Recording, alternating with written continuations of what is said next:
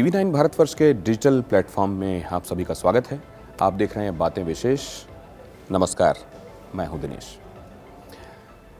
आज आपसे एक बड़ी अहम बात करनी है, एक ऐसे मुद्दे पर जिसमें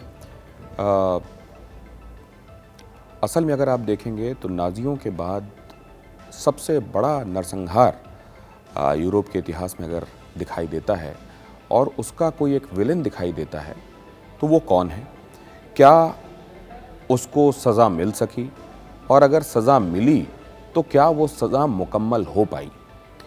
आज इस पर बात करेंगे। सबसे पहले मैं आपको ले चलता हूँ उस जगह पर जहाँ की मैं बात कर रहा हूँ, एड्रियाटिक सी, एड्रियाटिक समुद्र, वो जो इटली के पेनिनसुला को बाल्कन पेनिनसुला से अलग करता है। इटली प्रायद्वीप आप जानते हैं, तीन तरफ से पानी से घिरा हुआ भूभाग, एक तरफ से वो लैंडलॉक होता है।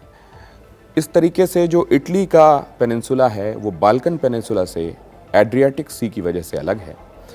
और अगर आप बाल्कन पेनिनसुला में जाएंगे तो वहाँ पर एक मुल्क है जिसका नाम है बोस्निया एंड हर्जेगोविना।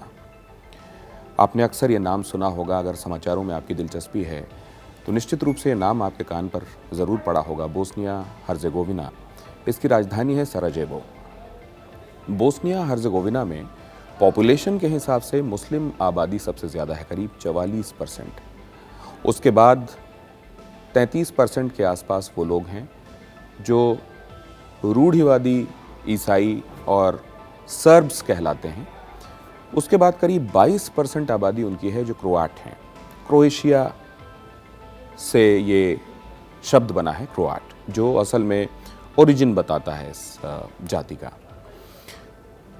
करीब 2 दशक पहले 1992 में यहाँ पर अंदर गृहयुद्ध के हालात बने, और वो गृहयुद्ध इसलिए क्योंकि यहाँ पर मुस्लिम और क्रोआट ये चाह रहे थे कि हमको आज़ादी मिले।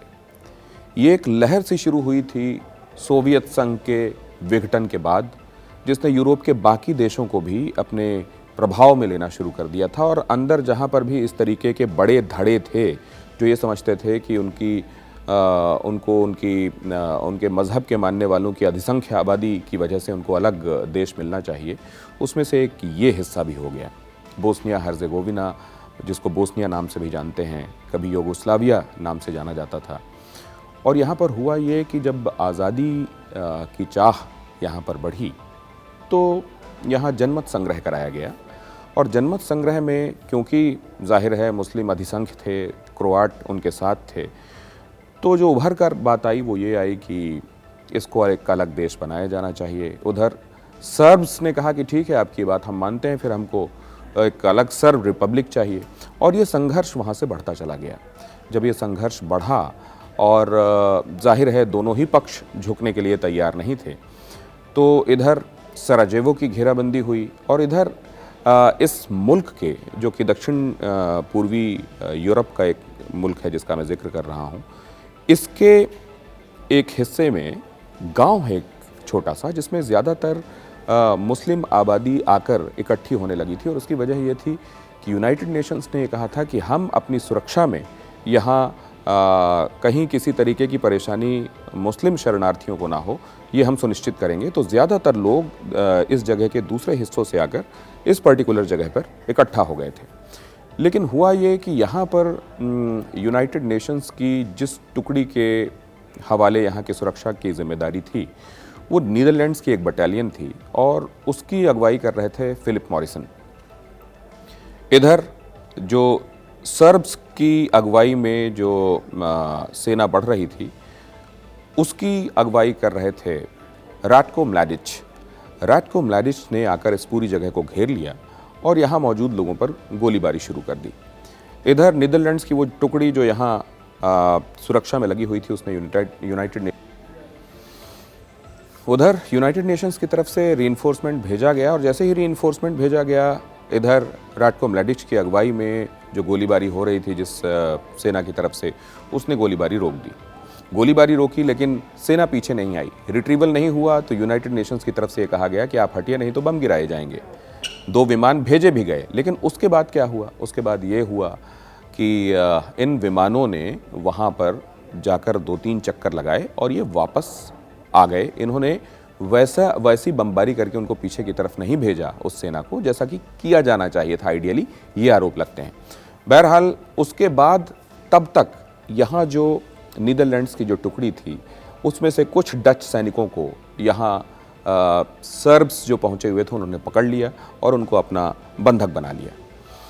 इन बंधकों की एवज में फिर नेगोशिएशन हुआ, जिसमें ये कहा गया कि आप जिन शरणार्थियों को यहाँ पर सुरक्षा दी हुई है उनको हमारे हवाले कीजिए तो हम आपके ये बंधक छोड़ते हैं।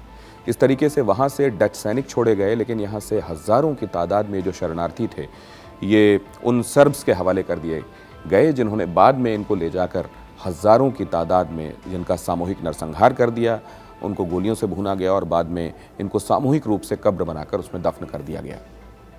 बाद में ये शांत तो हो गया गृह युद्ध, लेकिन यहाँ पर 2 हिस्से मुल्क के कर दिए गए।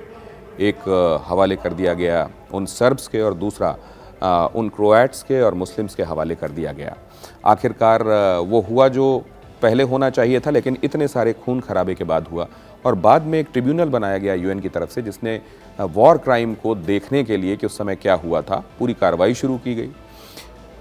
रॉटको म्लाडिच को कटघरे में खड़ा किया गया और उनको 2 मामलों में दोषी पाया गया, आजीवन कैद हुई।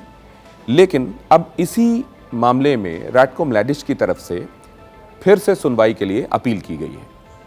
25 और 26 अगस्त को सुनवाई की अपील की गई। 26 अगस्त को 10 मिनट दिए गए राटको म्लाडिच को अपना पक्ष रखने के लिए, जिसमें उन्होंने ये कहा कि उन्होंने कुछ भी गलत नहीं किया। वो एक सेना की अगुवाई कर रहे थे और उस समय सेना की अगुवाई करने वाले को जो करना चाहिए अपनी कौम के लिए वो उन्होंने किया, उन्होंने कुछ भी गलत नहीं किया है। अब इस मामले को लेकर 2021 में फैसला आएगा, लेकिन ये कहानी बताती है कि एक संघर्ष जब आगे बढ़ता है तो जाहिर है उसमें उस संघर्ष का ख़तरा कितना बड़ा होता है और वो मैग्नीट्यूड कितना बड़ा हो सकता है, इसका जाहिर है आकलन उस वक्त नहीं होता जब ये संघर्ष शुरू होता है।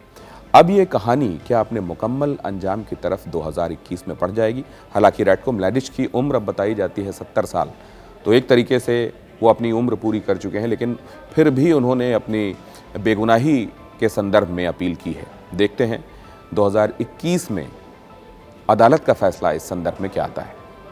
बातें विशेष में आज के लिए इतना ही।